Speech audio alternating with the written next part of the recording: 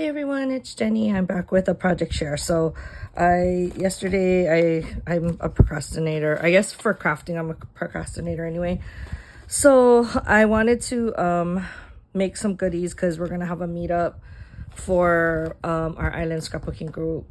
Not a whole lot of us can make it, so I think there's only 5 of us, so I made 4. And I just wanted to put some Easter goodies together.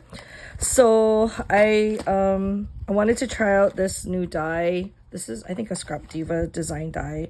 And then I had already colored up some of these images. This is my sister's lamb set, and then she had the bunnies that were released before, so I'll show you all of that.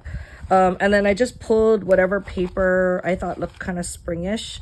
I can't remember if this is the Bivalent. I can't remember. I think it might be, but they're just like, I had like one sheet of each and I just wanted to try to use it up. So I may have used some of these papers in other projects before, but I feel like it's super springy. So anyway, and then I had some of these flowers already made in my stash, especially the purple and pink and white ones, but I had to add in a few extra, like the small ones, just for additional just, you know, like, so your eyes are drawn to other parts of the thing. And then inside they just have some like goodies.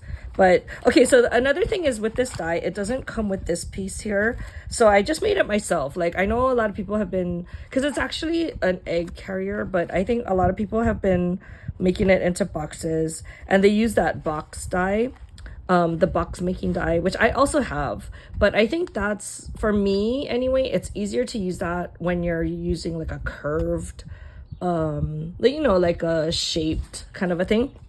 But I for me, I found it easier to just measure how wide you want it, because you can make it however wide, right? And then measure this part here, and then measure how wide, and then here, and then just make one long strip. So I was lazy and I didn't want to bust out my 12 by 12 cardstock, so I just used an 8.5 by 11, and I just made it 11 inches like long, and then I just scored it. I measured how far it would go up on the sides, and I scored it there, and I left like a 1/2 inch, so 1/4 inch on each side, just for the part where you can glue it on. And I find that that works a lot easier for me. And then I just measure how big I want the pattern paper on the side. So yeah, I don't know if you guys wanted to try. It's super easy to figure out, but I really like the design of this. And the only thing is you have to figure out how you're going to make the closure. So this one I did use magnets, because I got magnets in recently. Some of my magnets weren't sticking with the glue, so I had to like hold it down. I used that what is it called? It's like a super glue.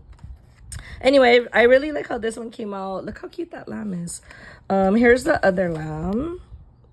So happy. I love it. And then I had to add on some yellow flowers because I didn't have any yellow made. So I hope they like it. Here's the bunny. This is from, I think, last year's, or maybe 2 years ago, their set. And then this bunny. So I didn't decorate the back at all. Like, I did add in the bow, but I didn't put like any flowers or anything. So I think, I'll just say, I think you can make this box using one 12 by 12 sheet of paper. And that includes like all of this and the bottom and so forth. So you can, yeah, that, well, I'm sorry, the white part that I did, the backing or the box formation, that's like another, I don't know, half of, no, 8.5 by 11, I guess. And maybe a little bit more. So probably a 12 by 12, you could do it. So it doesn't take that much paper. And then I just did the bows in different colors. And look guys, I'm so proud. I remember to use the foam, the colored foam. I got that from Happy Crafter Shop, I think. Okay, so that is my project share for today. I hope the girls like what I came up with, and I'll talk to you guys in the next video. Bye.